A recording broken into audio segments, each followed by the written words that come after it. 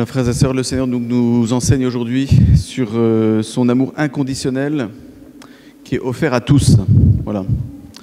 Quelque chose qu'on est habitué d'entendre. Le Seigneur est venu pour tout le monde, il n'est pas venu seulement pour certains. Mais on va voir comment le Seigneur nous enseigne là-dessus et essaie de nous garder de tomber dans certains écueils, dans certains pièges d'un Jésus un peu béni oui-oui, où son amour est un peu dilapidé, comme on jette des perles ou des croquettes à des chiens, pour reprendre une image que Jésus prend lui-même dans l'Évangile. En fait, donc, le Seigneur se présente à nous comme celui qui vient vivre des nouvelles noces, des noces nouvelles et éternelles. Comme vous le savez, il est venu, il a parlé par les prophètes dans l'Ancien Testament, il a noué une première alliance, ce qu'on appelle le Premier Testament, avec des alliances avec différentes étapes. Et puis, dans ces temps qui sont les derniers, Jésus est venu. Et cette fois-ci, c'est pour sceller des alliances nouvelles, des noces nouvelles, l'alliance nouvelle et éternelle, qui est rendue présente de manière très forte, notamment dans le sacrement de l'Eucharistie, où le Seigneur nous dit c'est le sang que j'ai versé pour vous, pour l'alliance nouvelle et éternelle. Alors, dans cet évangile, Jésus vient clairement se manifester comme celui qui a été envoyé par son Père, le Père qui est venu célébrer les noces de son Fils, dit le début de la parabole. Et puis, pour ce faire, il invite beaucoup de monde. Il commence par inviter les premiers qu'il estime nécessaire d'inviter. Ces premiers, ce sont tous ceux qui ont bénéficié des promesses de l'Ancien, annoncées dans l'Ancien Testament. Donc cette première salve d'invitation, qui ne se fait pas à coup de mail ou de faire-part, enfin, j'ai rien contre les mails et les faire-part, mais vous voyez là, ici, il envoie ses serviteurs inviter les gens. Rencontre personnelle. Jésus, quand il vient inviter les gens pour entrer dans la salle des noces, ça se fait toujours par des rencontres personnelles. Donc il envoie ses serviteurs, c'est nous, inviter le monde entier. Mais dans cette première invitation, c'est d'abord ceux qui ont bénéficié des promesses de l'Ancien Testament. Vous vous souvenez que les Juifs ont reçu comme mission d'être lumière des nations païennes, c'est-à-dire que Dieu a voulu annoncer à tous en passant par des gens en particulier, par un peuple particulier. Ce peuple choisi, ce peuple élu, c'est le peuple d'Israël, le peuple des Hébreux, le peuple juif, et ces promesses sont toujours valables. La mission des Juifs est toujours de reconnaître le Messie, toujours maintenant, et d'être lumière pour les nations. Donc il envoie inviter largement, et l'Évangile dit que les invités, manifestement tous, en tout cas il ne fait pas de distinction, Jésus dit que les invités refusent l'invitation. Et le mobile est invoqué, c'est il y en a qui vont partir à leur champ et les autres à leur commerce. Ça, c'est la théologie des excuses bidons, vous voyez, des excuses bidons. On est tous guettés par cette théologie des excuses bidons. Vous voyez, on a tous eu, vous voyez, je peux pas, j'ai piscine, quoi. Vous connaissez l'histoire, ça se décline de manière différente, mais je peux pas, je sais pas, j'ai payé un forfait de ski, je suis allé au ski, c'est à 2 heures de Lyon, comprenez, mon père ça coûte cher, le forfait se termine à 16h30, 17h, j'ai pas le temps de revenir pour la messe de 18h30, mais que voulez-vous, le Seigneur il est au-dessus de tout ça. Et tout ça, et tout ça. Vous connaissez, c'est toujours des tout ça et des excuses bidons. Il y avait un théologien, Charles Journet, qui disait « Ne cherchez pas des excuses, vous en trouverez toujours ». On a une capacité énorme à trouver toujours des bonnes excuses. C'est ce que dit Jésus plusieurs fois dans l'Évangile. Vous savez, celui qui dit le Seigneur l'appelle, suis-moi, puis il dit je te suivrai, mais il faut d'abord que j'aille dire adieu à mes amis, m'occuper de l'héritage. Bon. Le Seigneur nous invite à poser des discernements. Quelles sont les raisons pour lesquelles je veux suivre le Christ ou je ne veux pas le suivre? Voilà. Et que quand je me débine un petit peu, je me faufile, est-ce que c'est vraiment une vraie excuse ou est-ce que c'est une excuse bidon? Ces excuses bidons génèrent la colère du roi, dit Jésus dans l'Évangile. Ça, c'est un premier passage qui peut peut-être nous surprendre, mais devant le refus massif des invités à aller dans la salle des noces, l'Évangile dit que le roi pique une colère. Et en gros, il incendie tout le monde, il incendie les villages et puis il tue ceux qui refusent. Il faut reconnaître que c'est un peu dur. Voilà. Ça, en fait, Pensez à Hébreux 2, 14. Tout de suite, on pense à Hébreux 2, 14. Qu'est-ce que dit l'Épître aux Hébreux 2, chapitre 2, verset 14? Il dit que le Christ, au Golgotha, a réduit, par sa mort, par la mort du Christ, il a réduit à l'impuissance l'auteur du pouvoir de la mort, c'est-à-dire le diable. En fait, dans ce passage où l'Évangile dit qu'il incendie tout le monde et puis il tue ceux qui ne veulent pas y aller, en fait, le Christ est en train d'annoncer que par sa mort, il va tuer, réduire à l'impuissance plutôt celui qui est l'auteur de la mort, c'est-à-dire le diable. Il ne va pas anéantiser le diable. Le diable existera toujours, c'est un ange créé par Dieu. Il n'a pas été créé mauvais, c'est le diable lui-même qui s'est rendu mauvais. Mais justement, par sa mort, le Christ a réduit à l'impuissance. Il a tordu le cou, si vous voulez, définitivement, à la puissance du diable. C'est ça, c'est de ça, en fait, dont il est question ici. Et de ce point de vue-là, il a incendié les puissances maléfiques, si vous voulez, et il a tué les anges déchus et le diable avec. Pas tué au sens de faire disparaître, mais tuer leur puissance. Voilà. Le diable a perdu le combat. Quand le Christ, peu de temps avant que le Christ meure, c'est à la fin du chapitre 16 de Saint Jean, il dit « Moi, j'ai vaincu le monde. J'ai vaincu le monde. » C'est ce que dit Jésus solennellement juste avant de mourir. Alors, Dieu invite tout le monde, ce sont les noces universelles, mais devant le refus en fait, du Premier Testament, Jésus est venu annoncer qu'en fait, il va dépasser ce refus et inviter tout le monde, les méchants comme les bons, dit l'Écriture. Ça, c'est un passage important, alors qui peut paraître bizarre, parce qu'à la suite, on a l'impression qu'il se contredit. En fait, on va voir qu'il ne se contredit pas. Mais donc, il envoie d'autres serviteurs, et là, il dit, maintenant, vous invitez tout le monde, quoi. Vous invitez tout le monde, les méchants comme les bons, les noces sont prêtes, je veux que toute la salle des noces soit remplie. Et donc il envoie ses serviteurs à nouveau, et en insistant les méchants comme les bons, ça fait penser à ce que Jésus a dit à un autre passage dans l'Évangile, les prostituées vous précéderont au paradis. Jésus a dit ça aux Juifs, notamment aux pharisiens, qui étaient furieux d'entendre un truc pareil. Parce que le juif estime qu'il est le seul bénéficiaire des promesses du salut. Pas question que mes copains païens soient invités à la même noce. Vous comprenez? C'est l'évangile qu'on a entendu, les ouvriers de la 11e heure, il y a 2-3 semaines, ils étaient furax de voir que ceux qui ont été embauchés à la 11e heure, à la fin du jour, ont reçu le même salaire que ceux qui ont commencé dès le début. Mais le Seigneur dit, mais pourquoi tu me regardes avec un œil mauvais, moi qui suis bon?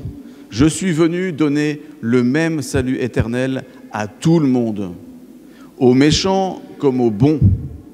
Pas plus aux méchants qu'aux bons. Quand Jésus dit « les prostituées vous précéderont au paradis », il n'est pas en train de dire « soyez des prostituées, soyez des bandits, soyez tout ce que vous voulez, les méchants, je préfère les méchants aux bons ». Jésus ne préfère pas les méchants aux bons. Il ne préfère pas les bons aux méchants.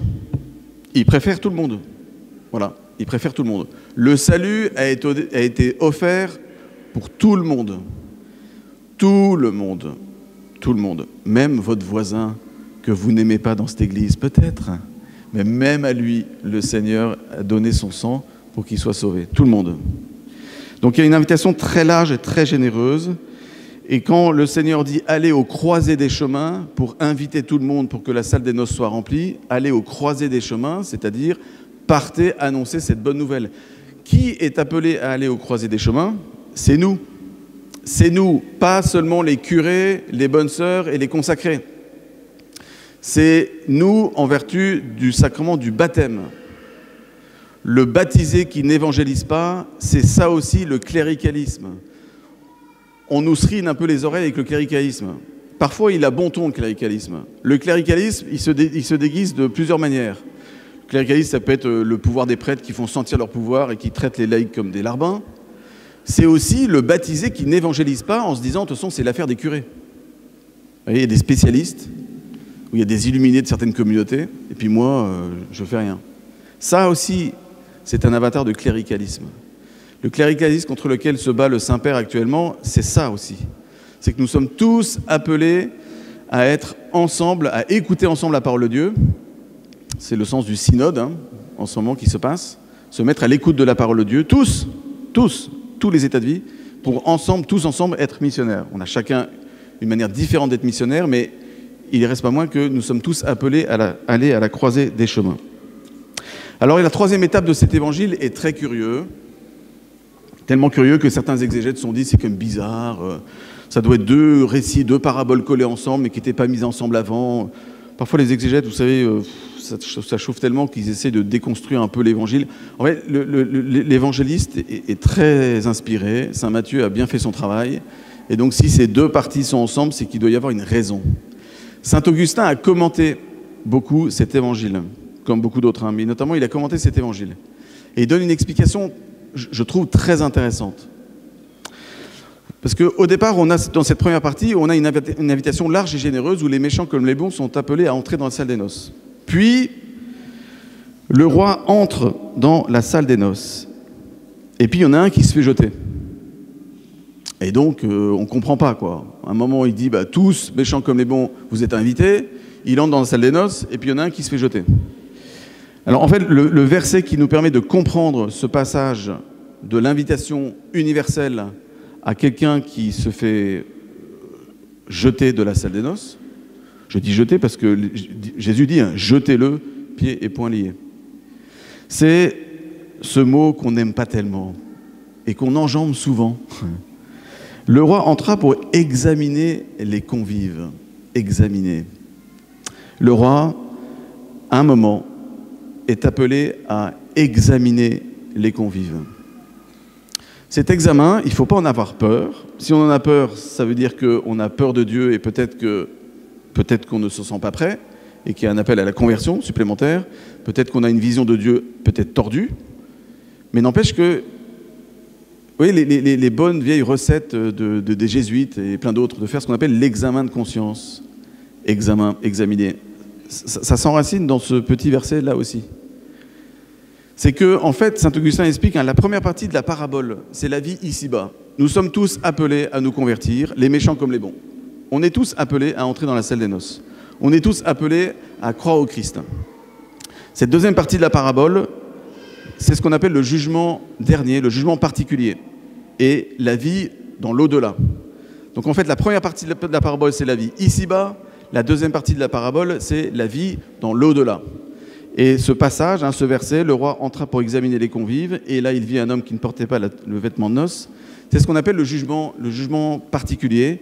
C'est ce que nous vivrons tous dès notre mort, où nous serons mis en présence du Christ, qui est la lumière de notre vie. Et saint Augustin explique, effectivement, il y aura un examen, pas au sens de passer un examen, un concours, mais nous serons purifiés, nous serons mis en lumière par la lumière du Christ, la lumière véritable qui est le Christ. Comme dit saint Jean de la Croix, nous serons jugés sur l'amour. Cet examen n'est pas un passage, un contrôle fiscal ou le contrôle technique, c'est l'examen de l'amour, si vous voulez, de la charité. Nous serons pesés en fonction de la charité. Et donc saint Augustin dit, cet homme qui n'a pas le vêtement de noces, c'est un homme qui n'a pas revêtu durant sa vie la tenue de la charité. Et pour entrer dans la gloire du ciel, pour entrer dans ce royaume où nous avons tous une place, elle est préparée, elle est parée par avance, préparée, eh bien nous sommes appelés pour entrer et siéger dans le royaume des cieux. Nous sommes appelés à entrer avec la tenue de noces de la charité. Et donc, le Christ dit, celui qui n'aura pas revêtu durant sa vie cette tenue de noces de la charité ne pourra pas entrer dans le royaume des cieux. Le Christ est très clair, souvent dans l'Évangile, en disant, mais en fait, il y a des dispositions pour entrer dans le royaume des cieux. Donc, vous voyez, j'aime beaucoup Paul Naref, mais Paul Naref qui dit, on ira tous au paradis. Oui, oui, oui, non, non, non. En fait, c'est pas oui, oui, oui, non, non, non, c'est je sais pas. Je sais pas.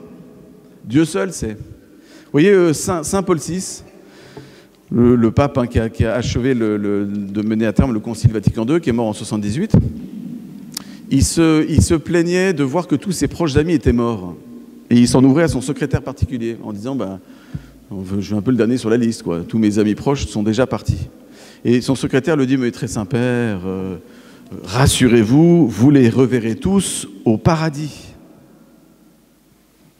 Je ne sais pas si Paul VI connaissait Paul Naref. Mais Paul VI lui a répondu la chose suivante, je cite, « Ne présagez jamais de la miséricorde de Dieu, priez plutôt pour l'obtenir. » Ne présagez jamais de la miséricorde de Dieu, priez plutôt pour l'obtenir. Paul VI n'avait aucun doute sur la miséricorde de Dieu. Il n'était pas en train de douter sur la bonté de Dieu. Mais vous voyez, la miséricorde de Dieu ne s'achète pas. C'est ce qu'on appelle la question du mérite. Je terminerai par là. On est parfois un peu gêné par rapport à la question du mérite. Alors vous avez certains qui vont dire « Ah, le salut se mérite et s'achète ». Et puis d'autres qui vont dire « Mais non, mais Dieu, ça ne se mérite pas, il s'en fiche de ce qu'on fait, parce que Dieu est amour et miséricordieux ». Bon, bah, c'est ni l'un ni l'autre. Oui, le salut ne se mérite pas au sens où Jésus n'a pas de dette envers moi. Je ne peux pas dire à Jésus « Tu me dois le salut ». Je ne peux pas acheter le salut. D'accord ? De ce point de vue-là, comme dit l'Écriture, je me présenterai nu devant Dieu, les mains vides. Mais par contre, il y a une dette comme de la charité dont parle saint Paul. La charité crée une dette entre nous. Pas une dette de justice, mais une dette de la charité. L'amour appelle l'amour. Et donc oui, il y a un mérite. Saint Paul dit, méritez votre salut. Le Concile Vatican II est revenu dessus. Mais pas au sens où j'achète le salut, mais au sens où la foi est appelée à être vivante, à se manifester par des actions concrètes. Saint Jacques, dans son épître, dit « Tu me dis que tu as la foi, mais tu n'agis pas, eh bien moi je te dis que ta foi est morte. » Les démons, eux aussi, ont la foi, dit Saint Jacques. Et Saint Jacques répond « Moi, c'est par mes œuvres que je montrerai si ma foi est vivante ou pas. » La foi, c'est un peu comme un morceau de cire, mais qui doit être marqué par le sceau de la charité. Les démons ont la cire de la foi, mais il n'y a pas le sceau de la charité dans cette cire de la foi. C'est la charité qui imprime sa marque dans la foi, et c'est cette foi-là seulement qui nous fera entrer dans le royaume des cieux. Sinon, on se retrouvera à entendre cette parole sévère du Christ, jetez-le, pieds et poings liés, là où il y a des pleurs et des grincements de dents. Parce que tu as eu beaucoup de cire peut-être, mais elle n'était pas marquée par le sceau de la charité et de l'amour. Voilà. Alors on va demander, c'est vrai que on ne va pas se mentir, cet évangile nous secoue. Vous voyez, on aurait aimé qu'il y ait la première partie et pas la deuxième, quoi. On va demander au Seigneur d'avoir un désir, d'avoir une cire formée par la charité, d'avoir le désir d'avoir cette tenue de la charité, que nous, petit à petit, petits actes après petits actes, confession après confession, acte d'amour après acte d'amour, acte de patience après acte de patience, eh bien, progressivement, on enlève la vieille tenue et on met petit à petit la tenue de la charité. Amen.